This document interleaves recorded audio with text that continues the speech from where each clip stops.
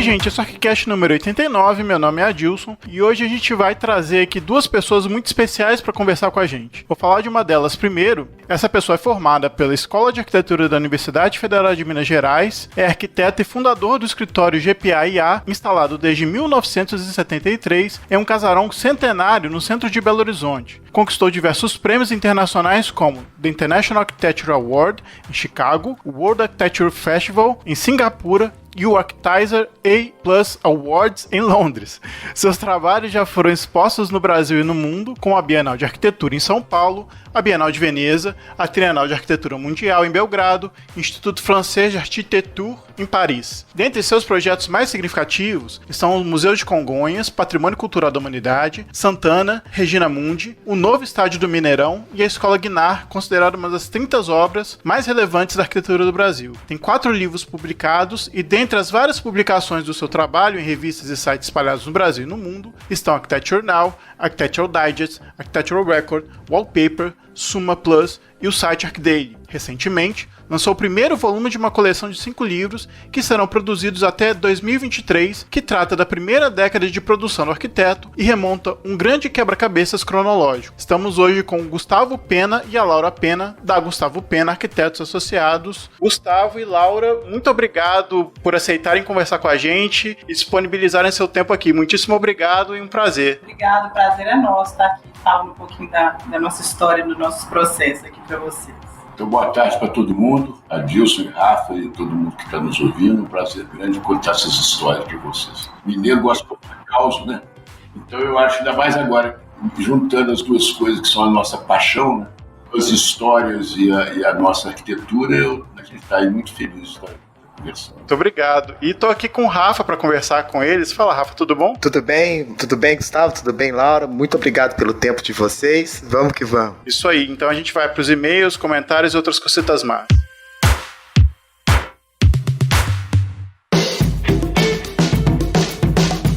Voltamos com mais uma leitura de comentários, recadinhos e outras cositas más. Tô aqui com o Rafa. E aí, Rafa, tudo bom? Fala, beleza? Gravando aqui de luve danado aqui na cidade, né? Vai cair um chuvão. Tá dando pico de luz aí, se a nossa voz ficar robótica, não liga não. Isso aí. Bom, Rafa, como é que essa galera faz para entrar em contato conosco? Bem, do modo raiz, mandando e-mail para contato@arquicast.com e também nas redes sociais, Facebook, Instagram, não necessariamente nessa mesma ordem. E para quem gosta de YouTube, tem lá também os episódios, dá também para serem acessados. Exatamente. Falar um pouquinho da nossa ida lá na Mackenzie, na FAO Mackenzie, né? Lá em São Paulo. O evento foi bacana pra caramba. A gente teve contato não só com alguns ouvintes, mas também a quem estava conversando lá com a gente a respeito, né, de divulgar arquitetura. Então foi enriquecedor pra gente. Enfim, vou deixar o Rafa falar. Não, isso aí foi muito bacana, essa experiência offline. A gente bateu um papo com uma galera lá que vai render bons casts aí pro futuro. E também mostrou pra gente uma possibilidade. Se você aí tá escutando, gosta do que a gente faz aqui, né, na nuvem, manda uma mensagem. Quem sabe a gente não vai ir na sua instituição e tal, bater um papo numa semana de arquitetura ou num dia qualquer, desse mesmo. Bom, tem outro recado aqui, falar do livro que a gente sorteou agora mesmo aqui no Instagram e falar quem que é a vencedora, né? Isso, foi a Lilian Scheiber. Bem, Lilian, então a gente vai entrar em contato, vai te mandar o livro e a gente também pede para que vocês continuem divulgando o cast para colegas que ainda não nos seguem. A gente sempre que puder vai fazer algo desse tipo. A ocasião nos deu essa oportunidade da nossa visita lá em São Paulo, no SESC. Isso é o dia do podcast também, né? Dia do podcast, semana do podcast, tudo junto ao mesmo tempo, enfim. Galera, o Rafa tava falando, né, das indicações. Aqui a gente queria agradecer muito quem tá indicando a gente para os amigos, para quem ainda não conhece, e continuar pedindo a vocês que, poxa, indica a postagem para alguém que não conhece a gente. E muito obrigado para quem já indicou. Então, galera, a gente vai deixar vocês com o episódio. Hoje a gente fez uma leitura de comentários mais rápida, porque senão a gente não consegue correr da chuva. Isso aí. Corre, tá trovando. Galera, então até mais. Um abraço para vocês e fiquem aí com a entrevista com o Gustavo Pena. Um abraço e tchau. Um abraço.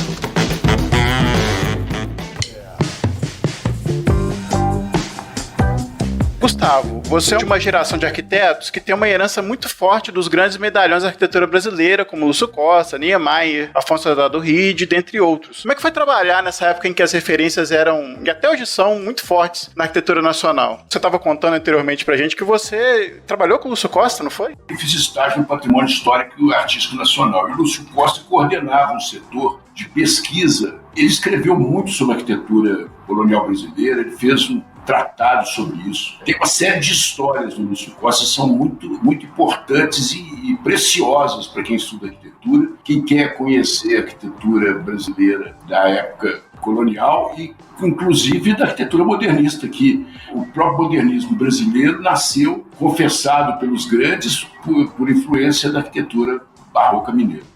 Mas eu conheci o Lúcio Costa lá no Patrimônio Histórico Nacional, ele chefiava o setor, ele coordenava o setor que eu trabalhava, ele ficava a 10 metros de mim, assim, eu ficava olhando aquele monstro sagrado ali trabalhando perto de mim. Eu tinha 20 anos de idade, você pensa bem que situação que era, um anjinho barroco, uma força impressionante. E uma vez ele me chamou pelo nome, eu ia lá meio boy, eu era boy de arquitetura, né? Me chamou pelo nome e eu tremi todo ele, me pediu para trazer uma coisa aqui para o Porto Menezes, que era professor de arquitetura barroca aqui em Minas Gerais. Era sobre a fazenda do Rio São João, lá em Bom Jesus do Amparo. Uma fazenda linda, linda, maravilhosa, que eu aconselho vocês procurarem. A beleza que é essa. E ele me mostrou essa fazenda, me explicou os critérios do projeto, aquela coisa belíssima, né? Então eu trouxe esse trabalho para Belo Horizonte, fiquei com ele aí dias para poder entregar, cumprindo uma missão divina, imagina. Depois eu fui conhecer Oscar Niemeyer, mas aí tem uma história. Meu pai foi consultor do Catetim, o primeiro projeto do Oscar Niemeyer em Brasília, o Palácio de Tábuas. Eu tenho uma foto aqui no meu escritório que é do meu pai junto com Oscar Niemeyer.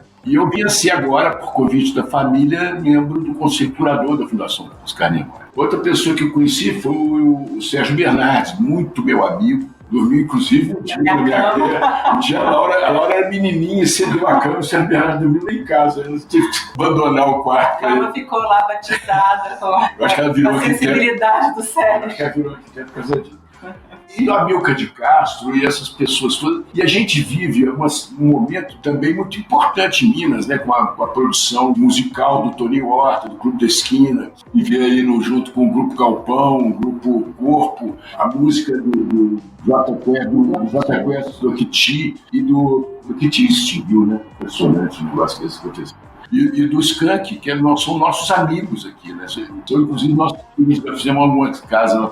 Então, a gente tem um trabalho muito ligado a essa questão da arquitetura, não só dos monstros sagrados da arquitetura, mas também de outros criadores que são igualmente importantes para a nossa formação, entendeu? Eu acho isso muito importante. A arquitetura não é uma coisinha isolada, uma ilha no mundo. Eu acho que isso é o grande defeito da academia hoje, é isso, é que ela está isolando as escolas de arquitetura em guetos, assim, como se nós conversássemos só desse assunto. E é muito chato estar numa mesa que o sujeito é especialista, né? Eu acho. Não, nem para tomar show, né? O cara é especialista.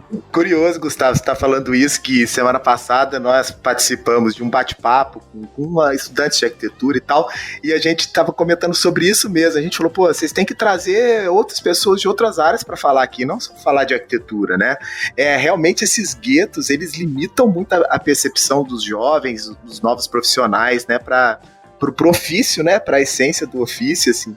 E dá para ver no trabalho de vocês como que isso é extremamente profundo, né? É muito bacana você estar falando dessas relações que vocês têm aí com os outros colegas de outras áreas, que isso de fato cria um espírito, né? Um espírito do momento que ajuda nas inspirações, né? Muito, muito bacana. Empobrece muito, né, Rafa? Eu acho que quando a gente conversa muitos assuntos, a gente está concordando de que a arquitetura não é uma coisa de laboratório, é uma profissão contaminada, né? Ela tem que, quanto mais gente, quanto mais complexo, quanto mais aspectos ela conseguir levantar e responder a eles, mais rica ela é, mais bem aceita pelo usuário ela vai ser, né? E essa preocupação, Rafa, é interessante porque perpassa muito no nosso dia a dia mesmo. A gente sempre busca outros agentes, outros colaboradores, né? Os nossos trabalhos, principalmente na área do urbanismo, a gente tenta tratar isso de uma forma muito interdisciplinar, porque a gente acredita que ninguém sozinho faz nada. Igual o Gustavo falou, uma coisa contaminada,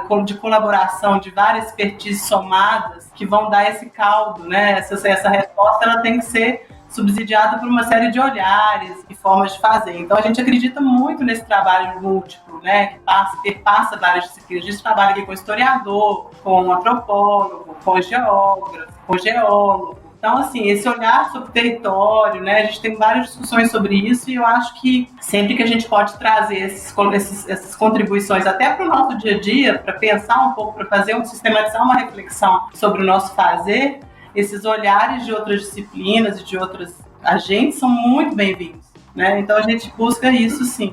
E não é só o especialista também, assim, o saber acadêmico ou técnico. Eu gosto de falar que a arquitetura mistura tudo. Ela vai colocar aí o cozinheiro, o padeiro, o serralheiro, o sujeito que mexe com antropologia, do mesmo jeito o filósofo, do mesmo jeito que vai falar... usa, né? Daquele que usa. O que usa o serrote. Né? Então, eu acho que essas coisas são os fazeres, né? A sabedoria dos fazeres, que é uma coisa que a gente, interagindo, né? Você conhece, às vezes uma sonoridade, uma determinada dinâmica, como se fosse entrar num universo diferente. Esse universo diferente é que eu acho que é importante. A arquitetura está sempre olhando para o outro. Ela não está olhando para si mesma, ela está sempre buscando que o outro te demanda. O outro é uma coisa plural, né? Não é o singular de um outro específico. O outro é qualquer um, é o ontológico, é o ser humano. É que a gente tem que visar sempre como elemento escalar de dimensão, de dimensionamento, de pergunta. É para ele que você pergunta se a arquitetura funciona. Legal vocês estarem falando isso, né? Porque assim, a formação do arquiteto às vezes fica no mundo das coisas, né? E aí, essa relação que vocês estão falando de pessoas, né? De conhecer o outro, ter empatia. E engatando um pouquinho nessa questão, aí perguntar para a Laura, você falou aí do trabalho interdisciplinar, né? Com pessoas de outros campos. Como é que funciona, assim, o trabalho dentro do escritório, os bastidores, né? O nosso público, a maioria dele é jovens arquitetos, estudantes de arquitetura, e eles estão muito acostumados a observarem as coisas só pelo apelo da imagem, da visibilidade, dos sites, né? Das redes sociais, e aqui eles têm a oportunidade de saber um pouco o que acontece nas entranhas aí do trabalho de vocês. Como é que funciona aí essa relação com as pessoas dentro do escritório, com os colaboradores, e como é que vocês levam isso para as tecnologias, né? Já que o objeto já está demandando outras formas de trabalho. Como é que isso é feito aí dentro? Eu vou falar primeiro, depois eu queria que a Laura falasse, mas eu vou falar primeiro porque eu já tenho muito tempo de casa, né? Então, a nossa história é uma coisa assim, ela é baseada nessa convivência. Então, se você reparar aqui no escritório, nós temos uma praça aqui no fundo, que a gente faz aqui todo tipo de festa. Eu costumo dizer que é uma arca de Noé, um casal de cada bicho, entendeu? Então, reunimos aqui música, já reunimos teatro grego, já fizemos lançamento de livro, exposição de arte. A ideia do escritório é ser um ambiente aberto à cidade. Eu acho que a arquitetura é ferramenta de convívio. A gente constrói ferramentas de convívio e ferramentas para o convívio ser harmônico. Nós não criamos espaços, praças de guerra, nós criamos espaços de ser exército de sua atividade humana da melhor maneira possível.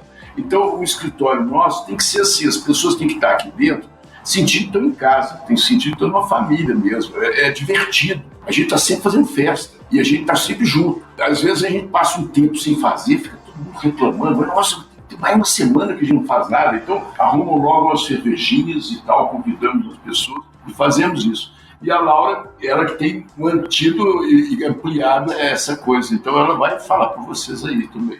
Rafa, eu acho que o ambiente de trabalho é um ambiente que está lidando com pessoas, né? A gente está lidando com gente diferente, com gente múltipla. É um desafio e a dor é delícia, né? A gente fala assim, de tratar com pessoas, porque cada um tem a sua particularidade. Eu acho que essa pluralidade que está nas pessoas, multigeracional, você falou de geração, a gente tem aqui o Gustavo, a geração, tem o Norberto, que é o diretor de arquitetura. Depois vem eu, né, que estou aqui desde 2001, num processo de implementação de vários sistemas de qualidade, de produtividade, de um planejamento estratégico do escritório. E tem todo tipo de aluno, né? Aluno de várias universidades, a gente traz intercambistas também, a gente tende e quer buscar sempre a pluralidade. Além disso, o nosso escritório é um escritório que trata dos mais diversos tipos de projeto e escalas simultaneamente. Mais do que nunca, você tem que ter pessoas diferentes, com abordagens diferentes, porque a gente não é especializado. Como o Gustavo falou, essa especialização, se por um lado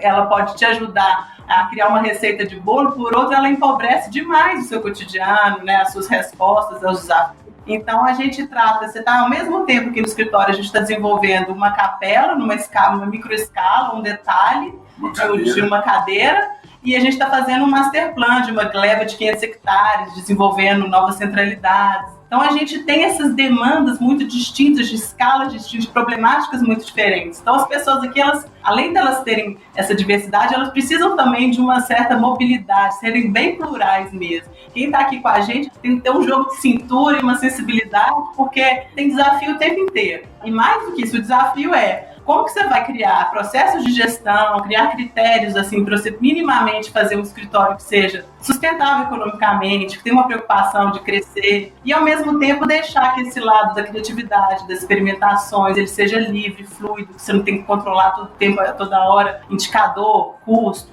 É um balé que eu falo que a gente faz aqui, tenta fazer aqui no escritório, de criar esse equilíbrio, né? Nesse campo criativo de experimentação, nas entregas, porque nós temos clientes, nós temos entregas, né? Nós temos desafios concretos, e também nessa sustentabilidade, nessa longevidade de uma estrutura que abarca muita gente, que recebe muitas pessoas, né? Então eu acho que esse dia a dia é isso, é esse balé aí de tratar com pessoas, de fazer entregas, de permitir essa experimentação, tudo isso junto. Eu acho que deve ser bem difícil essa ponte aí para o momento que tem que ser pragmático, né? Para transitar na natureza dos projetos que vocês fazem. Acho que esse deve ser realmente um grande desafio.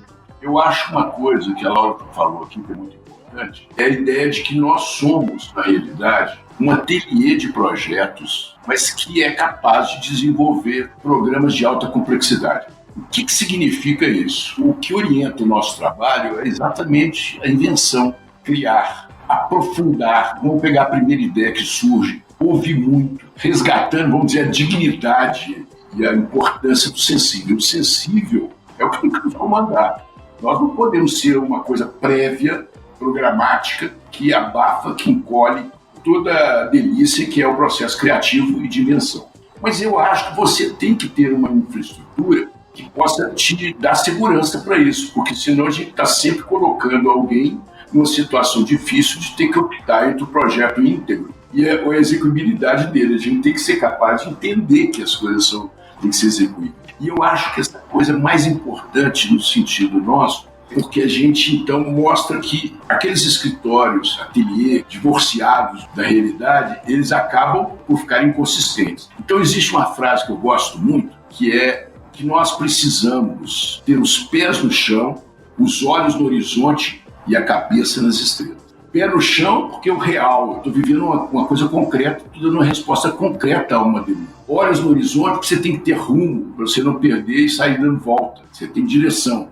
E cabeça nas estrelas, porque se você não sonhar e não criar, você não está precisando de nenhuma das duas, porque a criação é quase que o pressuposto da arquitetura. Cada situação é uma situação, cada lugar é diferente e cada proposta tem que olhar isso. Ele olhar as pessoas, o lugar onde ela é feita, o momento que ela é feita, a tecnologia que nós temos para ser apropriada. Então, esse é o grande momento, eu acho, é isso. Isso, para mim, é uma delícia. E, nesse momento, eu encontro com as pessoas, a gente faz isso. Eu fico imaginando sempre o seguinte, você não pode trabalhar em arquitetura como mal-humorado, achando derrotista. A gente tem que desenvolver um trabalho de crença, né, de que com a sua ação as coisas melhoram, as situações melhoram. A arquitetura surgiu para aumentar o homem. Um homem sem um espaço arquitetônico ele é menor do que com um espaço. Uma cidade sem teatro é uma cidade menor do que uma cidade com teatro. Uma pessoa sem casa é tão horrível que ela não tem lugar no mundo, né?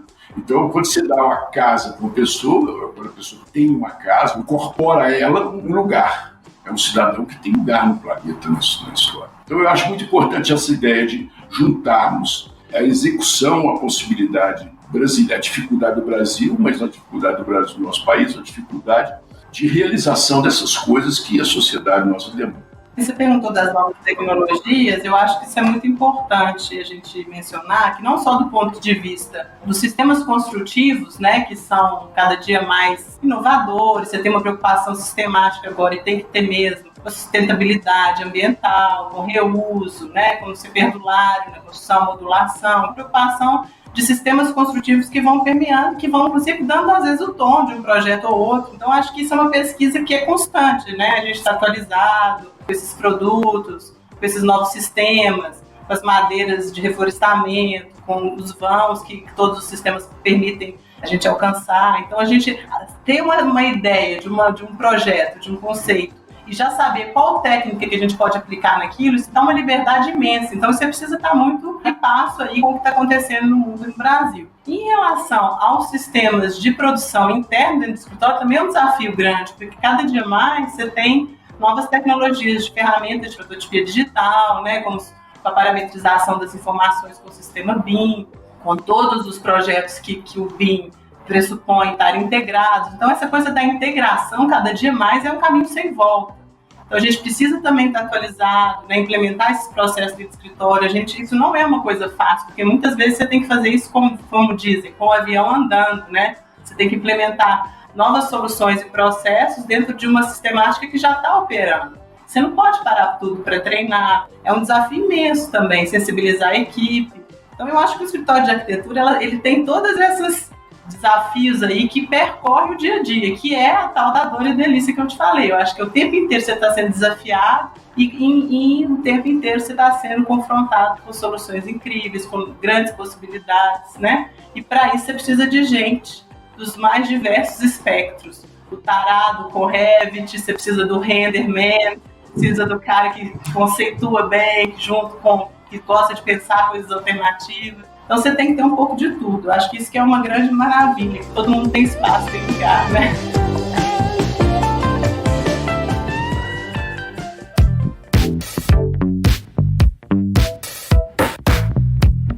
Pediram um pouco de licença pro Rafa, porque o Rafa, ele é de Guaratinguetá, ele é um pouquinho mineiro, tá? Mineiro é um estado de espírito, eu já estou mineiro. O nosso amigo Guimarães Rosa dizia, Minas são muitas. Isso que eu queria perguntar, desse aspecto de ser mineiro, assim. O Gustavo é filho de Belo Horizontino e a Laura é neta de Belo Horizontinos, né? Nesse sentido, vocês acham que os projetos de vocês carregam essa ideia de ser mineiro, assim, do ser mineiro, da cultura mineira? Eu acho que se eu não fosse mineiro, eu ia ficar puto da vida, entendeu?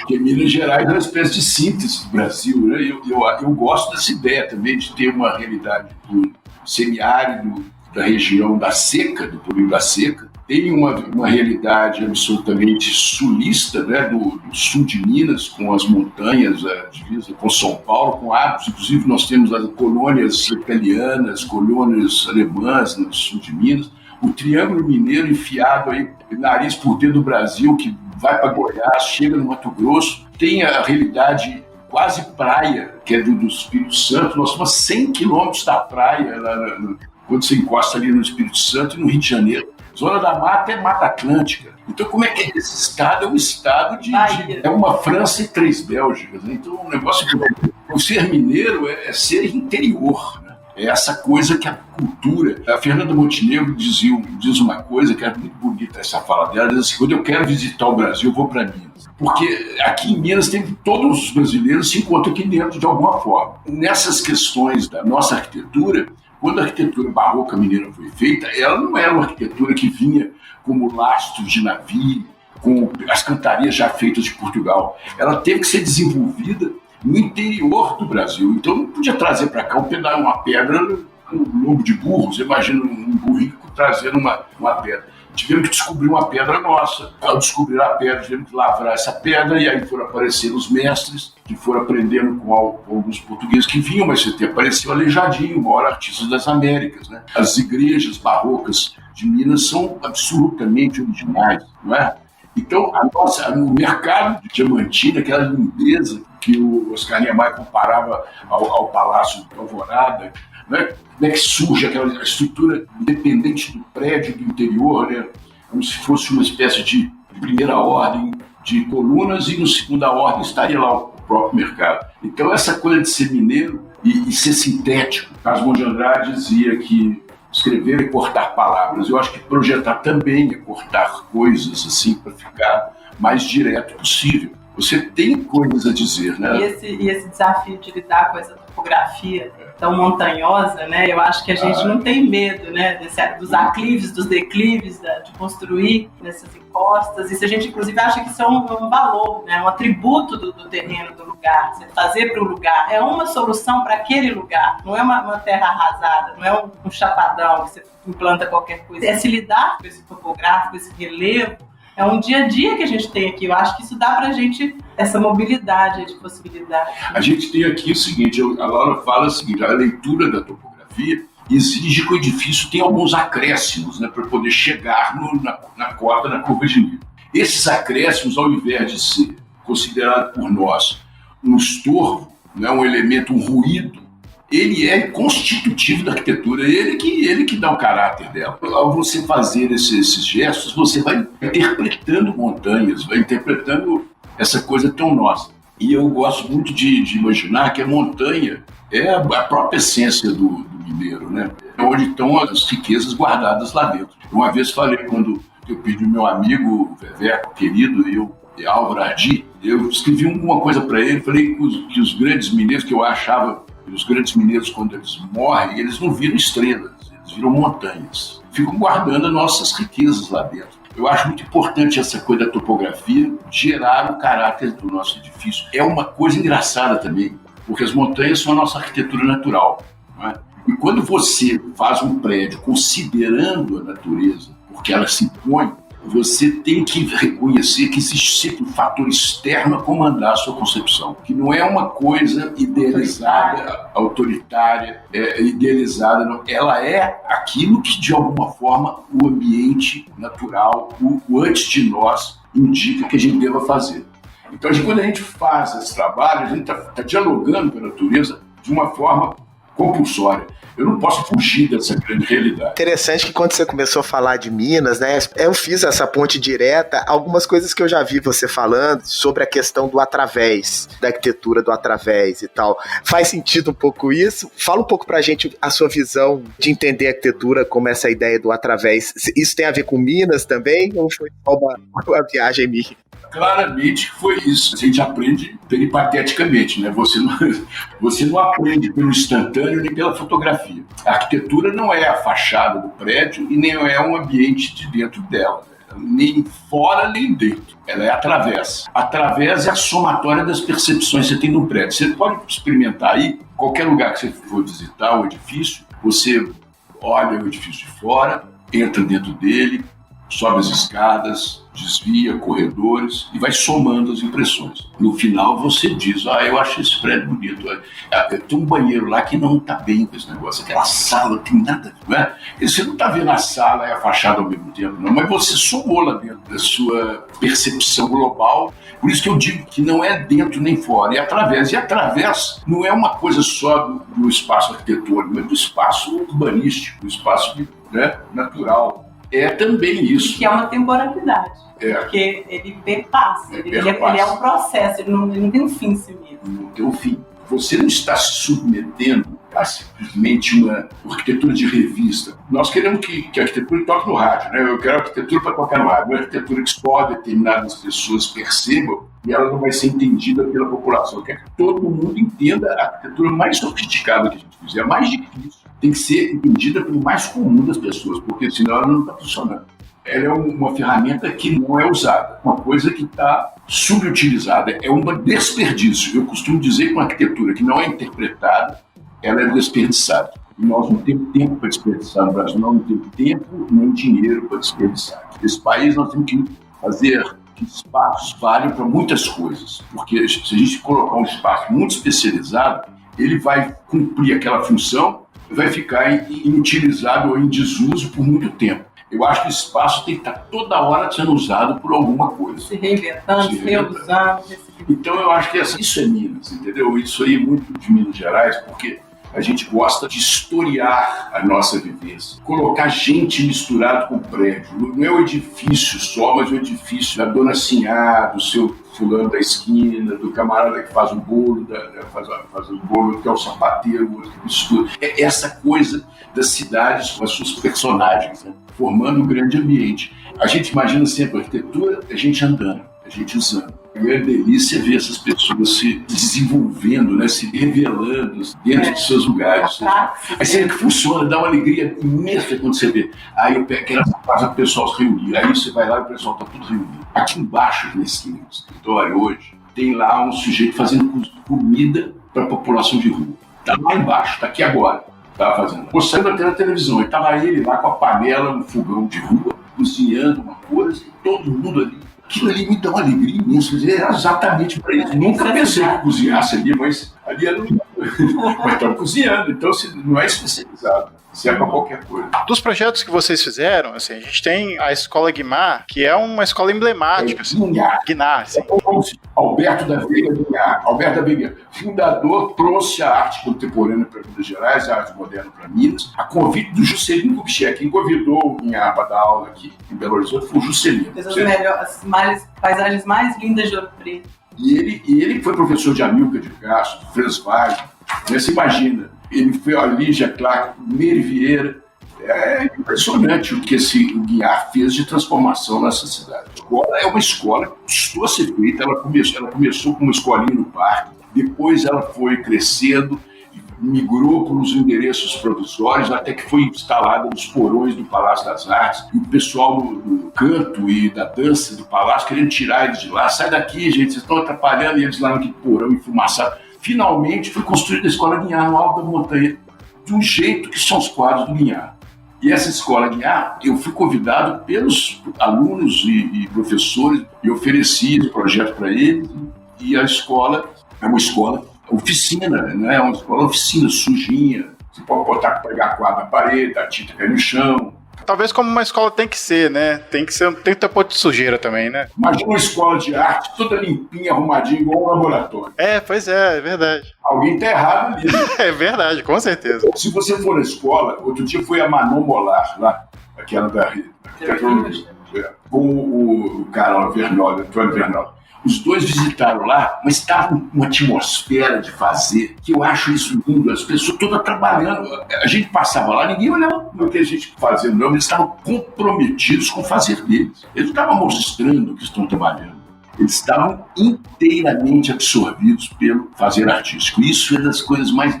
A Manon percebeu aquela atmosfera de fazer, criar, de fazer coletivo, ficou encantada com aquilo. Então eu até colocou no Instagram dela lá a fotinho do dia que nós tivemos, e eu fiquei muito feliz dela ter percebido isso. Uma pessoa que tem uma vivência internacional e ter entrado numa escola aqui em Belo Horizonte, num momento de operação da escola, e ter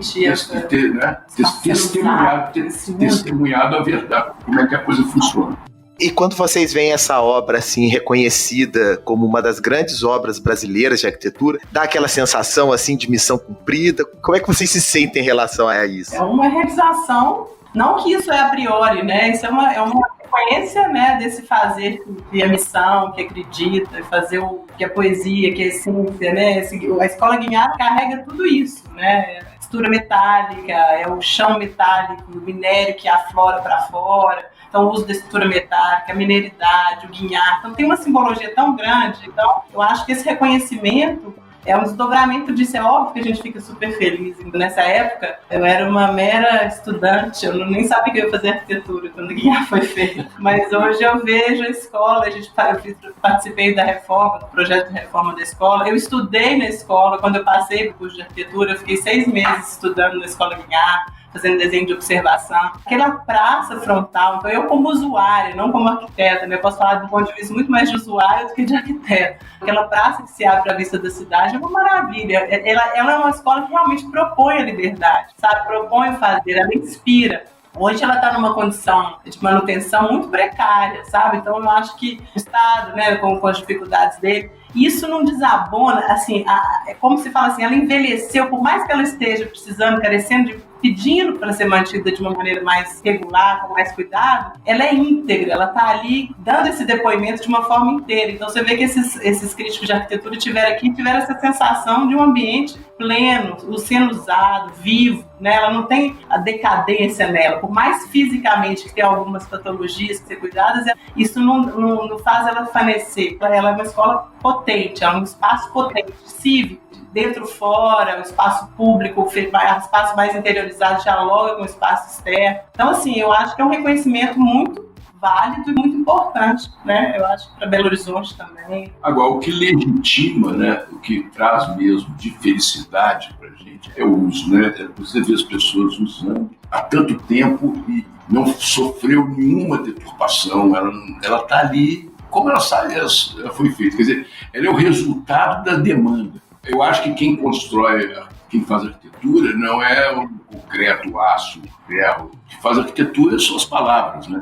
Então você fala uma palavra e vira edifício. Você fala leveza, o prédio fica no ar. Você fala abertura, você rasga janelas. Você fala acolhimento, a parede curva, se envolve as pessoas. Então as palavras têm a sua força de gerar espacialidade, de gerar tridimensionalidade. O bom da escola é isso, que ela não é uma coisa literária, ela se transformou num gesto que ao longo do tempo continua sendo reinterpretado. Então não adiantava nada você ter sido considerado alguma coisa e isso virou obsolescência, vai ficar abandonada lá e nunca mais vai ser usada para nada. O bom é que ela está sendo usada e sempre vai existir. O Guiar também sofreu muito na vida, entendeu? Hoje é reconhecido como um dos maiores talentos que o Brasil já colheu. A escola dele também, eu acho que ela vai ter a mesma sorte. Ela passa por uns períodos assim meio esquecidinha, mas está lá o Adriano lutando para manter. O Adriano é uma figuraça, o Adriano Gomide, ele mantém aquela escola um brinco. Um brinco, apesar de não ter recurso para as manutenções maiores, ela está armada, ela tá nos cascos, ela é uma escola que está em operação e todo mundo gosta.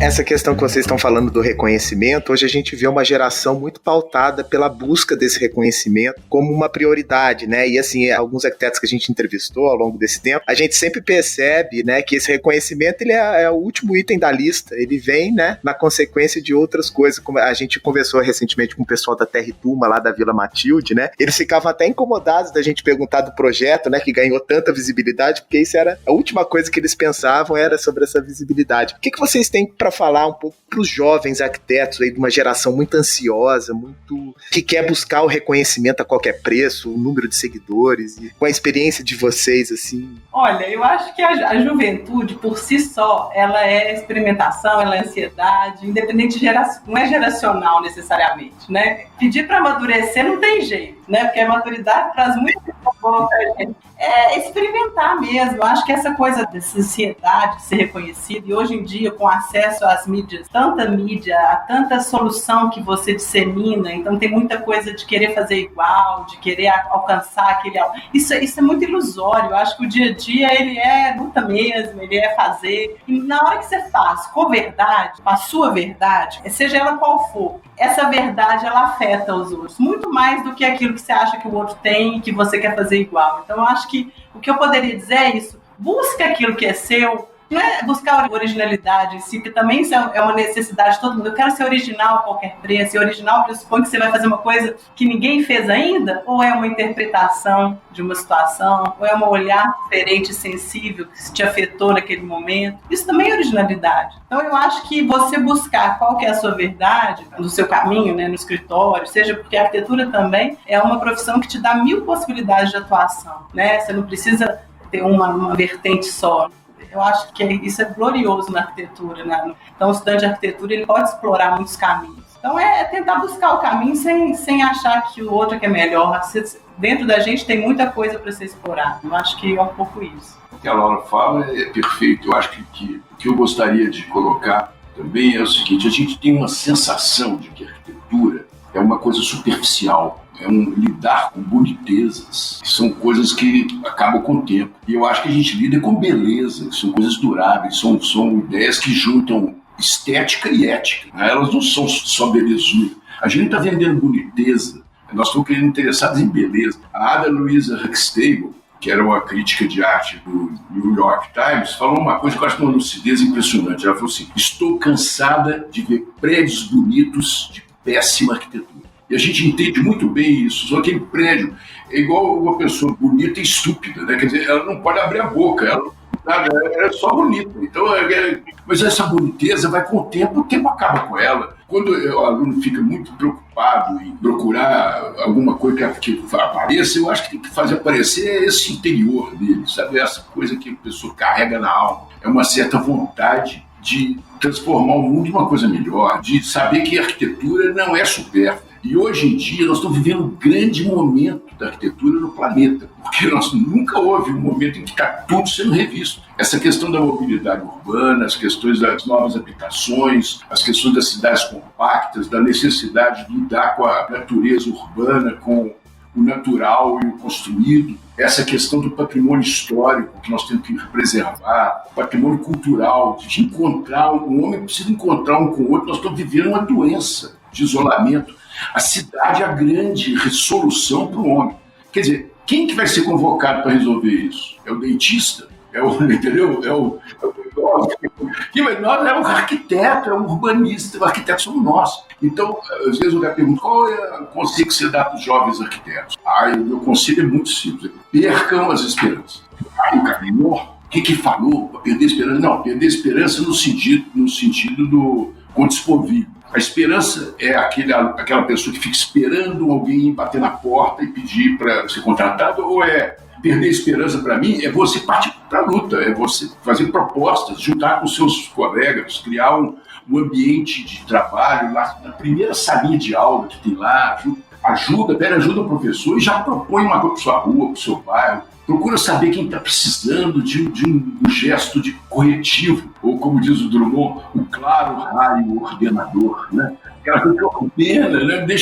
Vou pôr ordem na casa. Às vezes não é tanta beleza, é uma ordenação para dar mais harmonia, você viver num ambiente mais harmônico, né? A gente está vivendo numa cidade agressiva demais. O coração sensível, ele é capaz de descobrir sempre como melhorar alguma coisa. Isso é um coração generoso. Um coração generoso é um coração que sai de dentro de si e vai lá ajudar o outro. Não é? Ele não está vivendo só sua felicidade. Então, perder a esperança, para mim, é juntar e fazer alguma coisa. Qualquer um pode bater a porta do seu escritório. Eu vim aqui para te contratar. Eu falando para mim mesmo. Eu estou me autocontratando com o projeto. Eu sigo o projeto e apresento esse projeto. Nesse momento, eu tive duas experiências. A primeira, eu me vi trabalhando por um projeto que eu estou comprometido com ele. 2, você apresenta para alguém, e esse alguém viu o seu trabalho. Então você se dá a conhecer para o mundo e para você mesmo. E eu acho isso a coisa mais importante que nós temos nesse momento, a gente acreditar que o nosso trabalho é fundamental, que o nosso país precisa desse trabalho de arquitetura. Não é só um tipo de arquitetura, ou arquitetura social, arquitetura para isso. Não, a arquitetura é onde tivemos um homem sentado, não tiver um homem que tem que ter arquitetura. Ele não pode, ele não vive sem arquitetura. O homem não vive sem lugar. Então eu acho que a gente tem que compreender isso de uma forma definitiva. Senão nós somos os supérfluos, os construtores do luxo. Eu acho que não é isso. Procura a história da humanidade, você vai ver como é que a arquitetura acompanhou o homem em todos os seus momentos, gerando símbolos de cultura, gerando coisas maravilhosas. Tem um livro que eu gosto muito de indicar, que é do Richard Sennett, chama Carne e Pedra, que é exatamente narrando todos os momentos da humanidade em que a organização social gerava espaço, né? Os seus próprios espaços para que ela acontecesse. Então é isso, é quem constrói a cena, somos nós. E ali o homem se desenvolve naquele lugar. Quando eu participo do negócio desse, eu falo para a gente: vão partir para a luta, não vou deixar as pessoas tomarem de assalto a nossa área de especialidade, ou especialidade, ou a nossa área de desespecialidade. Nós só fazemos coisas desúteis, né? Coisa inútil é que não serve para nada. Coisa útil é que só serve para uma coisa, eu não sei. E coisa desútil é uma coisa que tem a utilidade como é destituída, desnecessário a utilidade. Ela tem que ter beleza mesmo.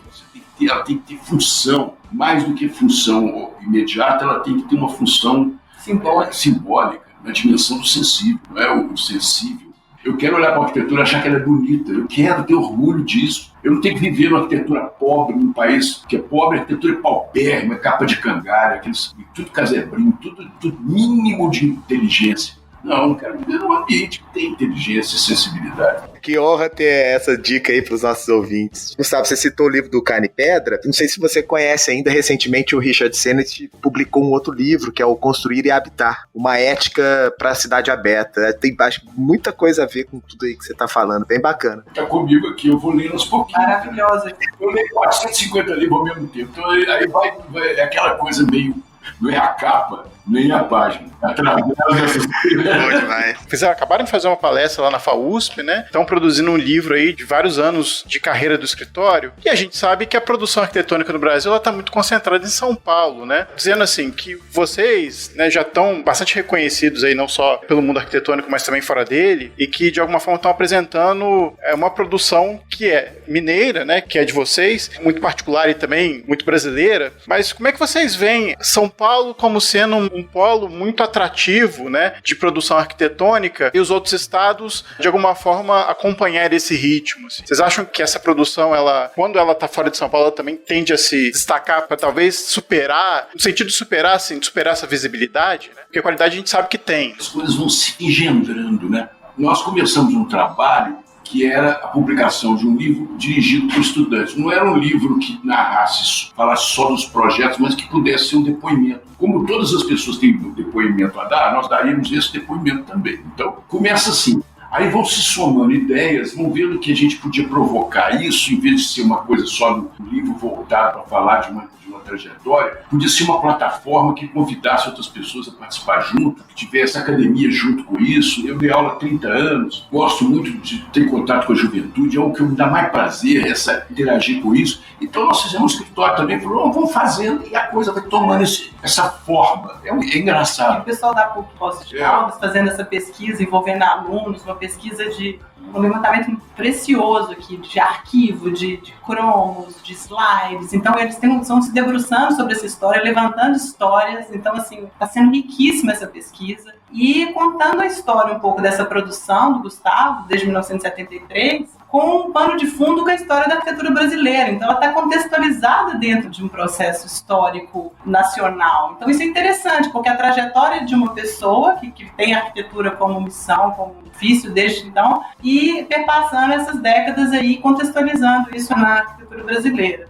Quando você fala de arquitetura de São Paulo, já houve um tempo no Brasil que a arquitetura carioca se sobrepõe à arquitetura de São Paulo. É muito engraçado, você tem duas cidades fazendo arquitetura, o resto não. Quer dizer, é muito estranho um país desse tamanho, né? É no mínimo... Quer dizer, não tem arquitetura morando em lugar nenhum. Né? Então eu acho interessante isso também. A arquitetura, pelo contrário, a arquitetura está sendo feita nesse exato momento em todos os cantos desse país. E muito rica. E nunca foi tão rica, porque nunca também o debate foi tão aberto. E essa abertura foi colocada quase de uma forma definitiva. Você não tem mais gente fechar. Então, se você tentar fechar, você fica pobre. A questão agora é isso. A gente está fazendo esse trabalho, outros vão fazer um trabalho parecido, de outra forma, inovando, aumentando, mas a gente vai nessa toada aí, né, vai na trilha, né? Solta a voz nas estradas. A gente tem atuação em São Paulo também, a gente agora está mudando, está abrindo um espaço com mais 2 escritórios no design, que é a Greco Design e a Gema Arquitetura. Então também temos essa plataforma aí em São Paulo, a gente já tem projetos aí, mas a gente tem um espaço físico, né, mais definitivo, com o coletivo também, com outros grupos, né, corroborando essa ideia nossa de troca, de outras cidades, de outros olhares, que eu acho que o futuro é esse. No centro de São Paulo, perto da Praça da República. Então, também nessa recuperação aí do centro, né? Processo aí de trazer o centro para a vida do dia a dia. O Gustavo fala da rua, do contato, do encontro. Eu acho que o urbanismo contemporâneo, né? As preocupações hoje são muito nessa ordem, né? De voltar às raízes, de voltar a vivenciar a rua, o espaço público com esse caráter público mesmo que ele deve ter. Esse retorno a essa diversidade, dessa vida da cidade, a gente está sentindo isso muito nas grandes cidades do Brasil e do mundo. Vou dar um exemplo aqui do lado do escritório. Nosso escritório está na Avenida Álvares Cabral, na borda do centro de Belo Horizonte. Então vamos dizer que a cidade tenha surgido na Praça 7 ou na Praça da Estação, que deve estar aqui mais ou menos umas 5 quadras daqui do escritório. A casa nossa é uma casa de 1903. Começou a construir essa casa. Em 1906 veio para cá meu bisavô, que veio ser juiz de direito em Belo Horizonte, uma cidade que tinha 6 anos. Imagina só. Ela é de 1897. Quer dizer, Belo Horizonte, uma das primeiras casas da cidade é o nosso escritório. Essa casa aqui, eu costumo dizer o seguinte, que ela é toda casa antiga tem fantasma, né? Essa casa aqui também tem fantasma. Só que os fantasmas são todos meus parentes, entendeu? É uma casa muito bem assombrada. Então eu fico imaginando o seguinte, nós fizemos um trabalho aqui do lado dessa casa, uma provocação. Foi o seguinte, aqui do lado, colado aqui na casa, tem a casa do jornalista, que foi objeto de um concurso que a gente ganhou em 1981. O concurso da Casa do Jornalista, e o Carlos Drummond de Andrade escreveu um artigo no Jornal do Brasil, na época, saudando o projeto, tem esse artigo que mora. Mas essa casa de jornalista não chegou a construir o prédio. Mas a proposta que eu fiz para ele agora foi fazer o seguinte, uma parte do projeto, que é a ideia de ligar a Avenida Álvares Cabral com a Rua Espírito Santo através da casa do jornalista. Fazer uma travessia. Você fazia uma travessia intraquadras, no meio da quadra. Você pega uma rua, uma avenida, fura a casa e sai na outra rua. Então você criou um atalho. Você criou uma esquina no meio do quarteirão. E uma esquina de pedestre, pedonal, né? Então a pessoa vem subindo, ao invés de ter que ir lá na esquina de cima, ela corta o caminho por dentro. Para que ele fez isso? Eles estavam precisando de ter um adicional de receita. Fazendo esse trabalho, eles teriam espaços subutilizados da casa, seriam entregues como loja para aluguel. O outro sujeito de lá, ao falar isso, que da outra ponta, lá da Rua Espírito Santo, também falei, não, por quê? Você não vai ser prejudicado com esse fluxo. Você vai acabar tendo também uma loja, um ganho na sua loja. Os dois topando, o que aconteceu? Se fez a ligação. A ligação não foi feita por uma questão ideológica, porque um é um empresário do mercado imobiliário e o outro é o sindicato dos jornalistas, entendeu?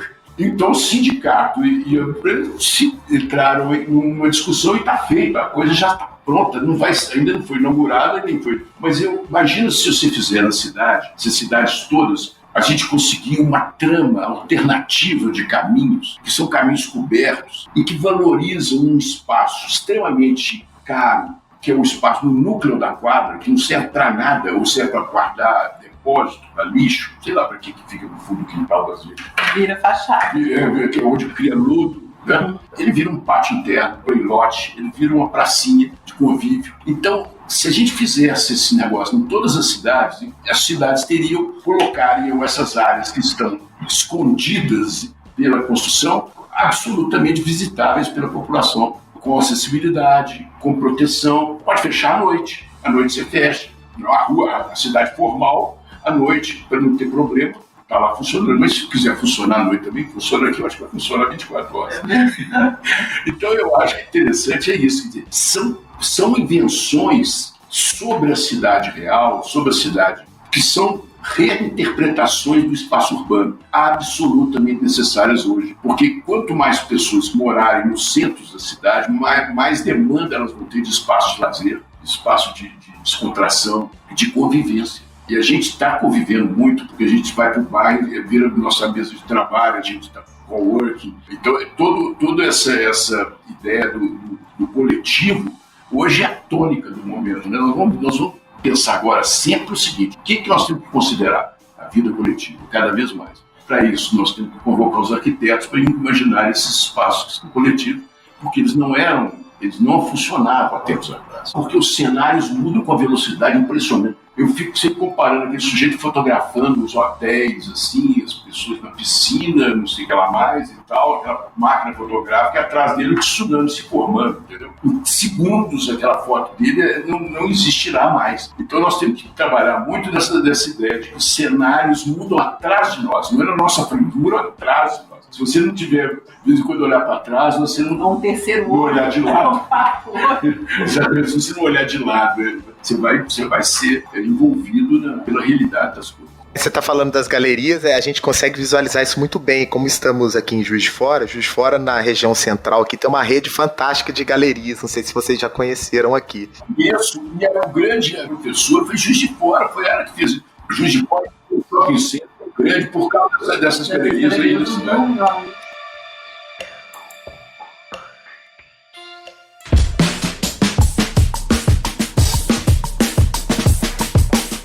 sobre a questão do nosso atual cenário, vamos dizer assim, polarização extrema, pessoas brigando e famílias por conta de discussão de política, tudo isso que está acontecendo, esse grande movimento aí de mudança de rota no país. Como é que vocês acham que os arquitetos, a arquitetura pode enfrentar isso? Como é que você acha que a gente pode lidar com esse cenário? Há dias que a gente acha que não deveria nem ser gente, né? Você fala, nossa, por que eu sou gente, não sou passarinho? Eu já tenho chance de ser passarinho, eu e Laura, porque nós temos pena, né? A gente pode voar. Toda vez que acontece uma coisa que o momento fica muito estranho, eu costumo olhar para o passado para tentar projetar para o futuro. É um gesto que eu faço sempre comigo mesmo. Porque senão a gente fica muito cheio de desejo, cheio de opinião, cheio de certeza, cheio de incerteza. A gente concentra a grandeza da vida e da trajetória humana no instante. E não é assim. Nós somos um pedacinho dessa história toda. As coisas todas passaram, passam, e a gente tem que saber ter grandeza para avaliar o tempo que a gente vive e conservar a nossa emoção, né? É como diz o Paulo César Pinheiro, o importante é que a nossa emoção sobreviva. Porque se você não tiver essa qualidade, você não consegue nem entregar para alguma pessoa o que você tem de melhor, você não tem mais, né? Então a gente tem que... Eu fico imaginando, como é que uma pessoa pode contratar um arquiteto chato, pessimista, mal-humorado? Ele não tem jeito, ele tem que ser, de alguma maneira, ele tem que buscar dentro dele uma esperança, até pelo exercício da profissão. O médico, por exemplo, se vai fazer cirurgia, olha para casa do médico e entra, não vai dar. Eu acho que nessa área do urbanismo, da arquitetura, esses movimentos, esses coletivos, a própria sociedade civil se organizando, reivindicando espaço, tratando espaços públicos, essa dinâmica da cidade, isso é um movimento tão grande que eu acho que meio sem volta, sabe? Eu acho que nós, como arquitetos, temos que olhar para como essa dinâmica tem se operado nesses grandes centros, para a gente se entender como parte disso, né? A gente não é único, nós não vamos responder o mundo inteiro, a gente é uma parte disso, e entender que essas outras influências somadas, todo mundo colaborando. Tem tantas coisas interessantes em São Paulo, o retorno do Largo da Batata, o trabalho do canteiro aberto da Vila Tororó. Aqui no Belo Horizonte você tem um trabalho incrível de recuperação do espaço público, de revitalização da Rua Sapucaí, dinamização do uso. Então você vê espaços subutilizados sendo ressignificados e as pessoas usando de novo. Isso dá esperança pra gente. Aí a gente para de pensar nessa porcariada toda que a gente vê nos noticiários e vê que as pessoas fazem, né? Muito mais que os governos. A gente tem que se somar à sociedade, a gente tem que ver que o espaço é nosso, né? O espaço é de quem usa, é do povo, não é de um governo que é esporádico, passageiro, né? Então a gente tem que tomar pra gente essa... E tem uma coisa engraçada que a Laura está falando, aproveitando, é que a gente às vezes acha que os inimigos são poucos, e eles são muito maiores, muito mais do que poucos, né? São milhares de inimigos. Porque quando você entra no ambiente que você vai aprovar um projeto no patrimônio histórico, muitas vezes a pessoa te interpreta mal lá, e você diz, gente, mas ela não está deixando a gente fazer um trabalho que nós responsáveis por um preconceito, porque ela criou dentro da cabeça dela uma coisa.